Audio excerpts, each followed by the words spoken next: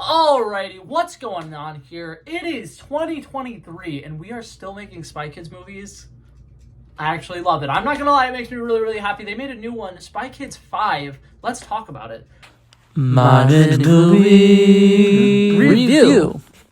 Alrighty, so right off the bat, the actual name of the movie is Spy Kids Armageddon, and you'll figure out that name of the title almost immediately. Like, they really do not, hesitate to be like, oh, this is why it's called Armageddon. And I think that the use of the word Armageddon might be lost in this movie, but it works. It does what it's trying to accomplish. It instills fear if you're like 7. Anyways, let's go ahead and dive right into this. I want to talk about a lot of different things, and right off the bat, I want to give a minor disclaimer.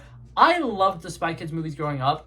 Even a couple of years ago when they released Spy Kids 4, I say a couple of years, I want to say it was like 2012 or something like that. When they released Spy Kids 4, which was well after the fact and it was with a completely different cast of characters, a lot of people strongly disliked it. I loved it. I think it was one of the best Spy Kids movies. I would probably rank it number 2. The only one beating it, Spy Kids, is number 2. I'm going to make an entire list ranking all of them. But I just wanted to put that out here. I was a huge Spy Kids fan growing up. So I'm going to be slightly biased. If at any point in this video I say, oh my god, this was the greatest movie I've ever seen and the action is just subpar and I really wish that we got 70 more of these movies, just take that with a grain of salt because I'm a big fan of the Spy Kids movies and I like what they're doing. And honestly, I feel like if you're going to remake the same concept over and over again, having it something that's kind of interesting like Spy Kids works, and I think that it's something that it's silly enough that it works. We got 7 or 8 Sharknado movies. Why not get 7 or 8 Spy Kids movies? I think it makes sense. But so this movie was actually surprisingly pretty good. I thought for the most part that this was a whole lot of fun. I think that the kid actor and actress in this worked really well together. I think that they kind of actually did a good job picking 2 people who bounced off of each other well enough. There's definitely a lot of sequences where they felt like they were actually related, which is something that I think is huge and very kind of not really appreciated enough in the first Spy Kids movies, that the 2 kid actors and actresses that they got for it were not actually related, but literally felt so much like brother and sister.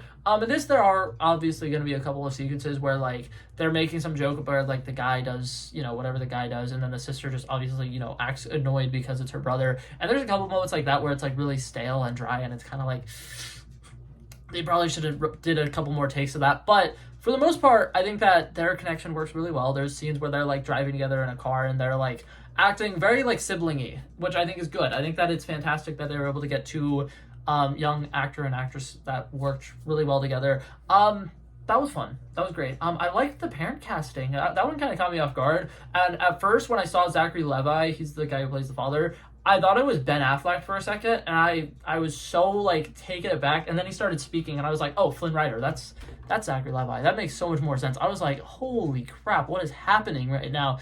And then the mother is the actress from Jane the Virgin who plays Jane the Virgin. Can't remember her name at the moment, so future editing, Blake, throw up her name. Beautiful, perfect, thank you, I appreciate you.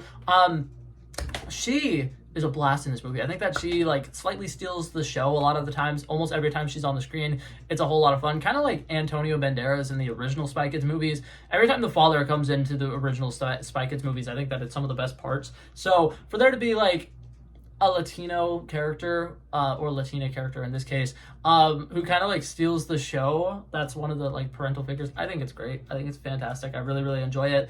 And I like that they're kind of keeping that alive. But yeah, I really like the dynamic between the parents. Zachary Levi's character is more of the tech genius. He can do all the digital stuff. He hacks and stuff. He's very smart. Whereas Jane the Virgin's actress's character, wow, I really need to learn her name. I will do it eventually, I promise.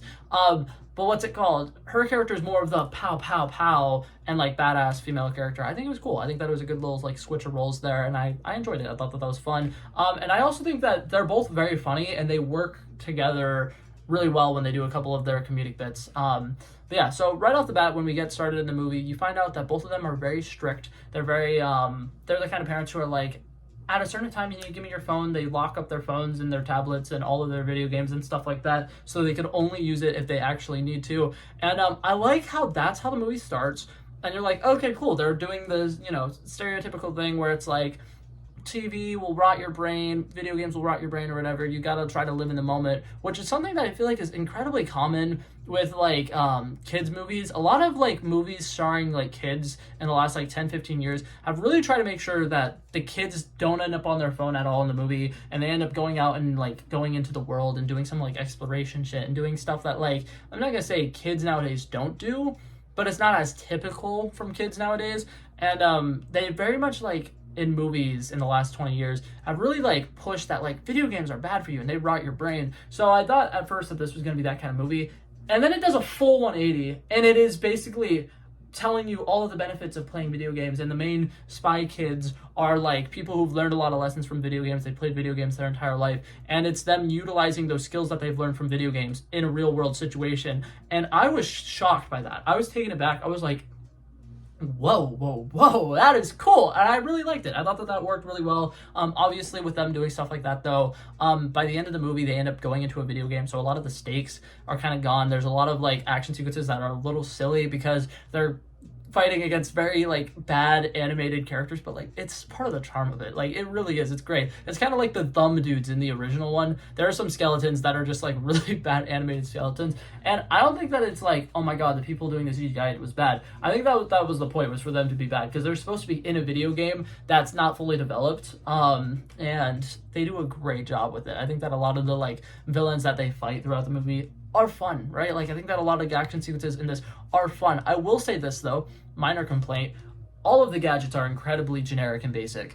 In the original Spy Kids movies, they introduced so many cool things, and when they first get to their like little secret lab or whatever, their secret lair where they're being told that they're spies and they're like revealing all the spy gears, it looks like basically like a commercial for IKEA, because they'll be like, over here you have your sleeping area, and then they turn the wall or whatever, and then it's like a basic bedroom with like bunk beds and stuff like that, and they're just like, and here you got snacks, and then they turn it around, it's just like a regular basic kitchen. It doesn't have like anything like that pops out to you like, oh my god, that's like a spy kitchen or something.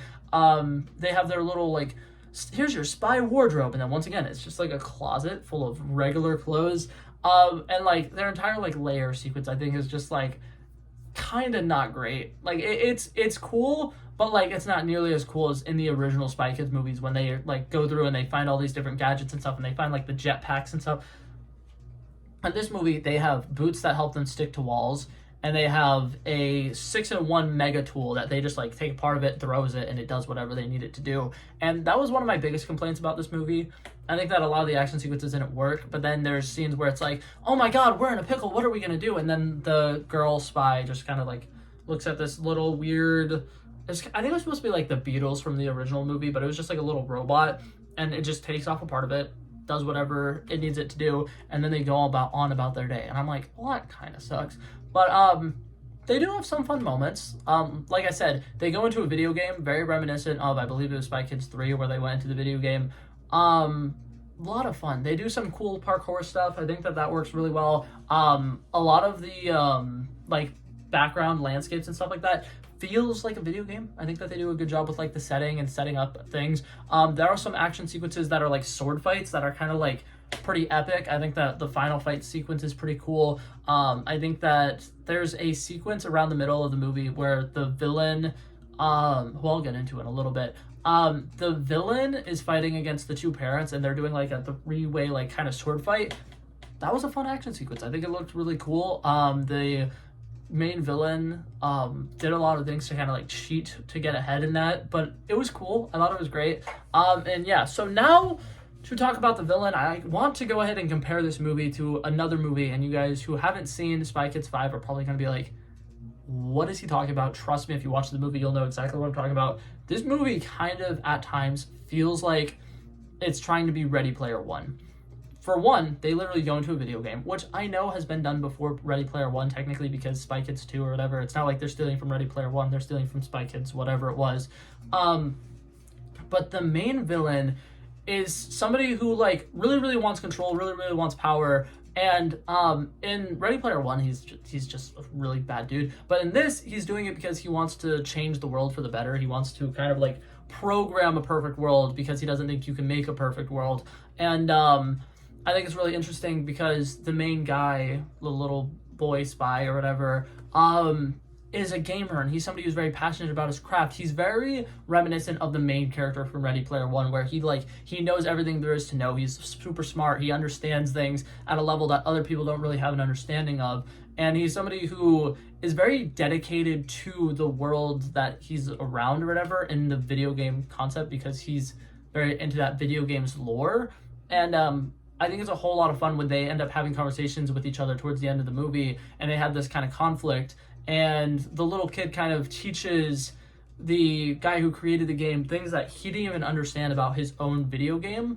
And it kind of like has a moment where like the villain realizes that there is good in the world. He just has been too like deep into himself to really understand that there's goodness in the world. So him interacting with this little kid kind of has him have like a change of heart. And I think that it was really cool that instead of having like a really weird flashy fight sequence, they have a little sword fight, the kid falls down or whatever, and then something happens, and then they have a little conversation and kind of understand each other better. And I think it's great. I think that they do a good job of showing that like violence isn't always the answer. Now, that being said, if they make more Spy Kids movies with like the same cast or whatever, or maybe like try world building and creating like a whole Spy Kids network, I wouldn't mind if they add a little bit more action sequences into it, because for the most part, a lot of the action sequences in this movie were just the parents. And I do kind of think that the Spy Kids kind of got gypped from potentially being the heroes of their own movie. But overall, I thought that this movie was fun. I definitely don't think it is the best Spy Kids movie, but if you liked the original Spy Kids movies and you want to have like a cute little nostalgic feeling, you can watch this. There's a lot of fun moments. One of my favorite like laugh out loud moments, a moment that probably was not supposed to be laugh out loud, when they're at their little lair, there's a spy suit generator, and then like the little boy steps into it, it closes, and then it opens up, and he's wearing a full leather outfit and sunglasses, and he looks so badass or whatever. But I just laughed so hard because I'm like, somebody out there just thinks that, oh my god, that's the coolest outfit ever. And I love that they're still doing it, because to me it feels very reminiscent of the original X-Men movies, where they're like, we can't put them in ridiculous costumes, we're gonna have them in all leather because that's so much better. Leather is better, baby. Quote it, write it down. No, I'm kidding. But yeah, so my final score for this movie, I liked it. I had a fun time with it. I think that a lot of the problems that I had with it are very like nitpicky things. I'm gonna give it a solid 70 out of 100. As far as like streaming service movies go, pretty solid, pretty middle of the road. As far as Netflix movies go, fantastic. I'm kidding, but like a lot of Netflix's movies that are meant for younger audiences suck. So for this one to be as good as it was, I was very appreciative. I thought it was fun. But yeah, that was it for this video, guys. Thank you guys so much for coming by and checking it out. If you guys saw the movie and you want to rank all of your Spy Kids movies down below, feel free to do that, because I'm going to be making a video doing that pretty soon. And I would like to see your guys' opinions on it. But yeah, thank you guys so much once again. If you like this video, feel free to like or subscribe. It helps me out, I think. I actually have no idea, because I don't know how analytics work. I'm going to head out now. Peace out. Bow, bow, bow. He wanted me to trouble first, I did this. He planned the day, and then we did this. Want to be in love with the girls with the kisses. Don't give a damn, I'll rid this. I like this when I run the distance. I run a 5K, you go ballistics. I want to live within the business. Buy more than what's on the clearances. You're getting big because I know you're a physicist. I want to deny this shit, I'm unlimited.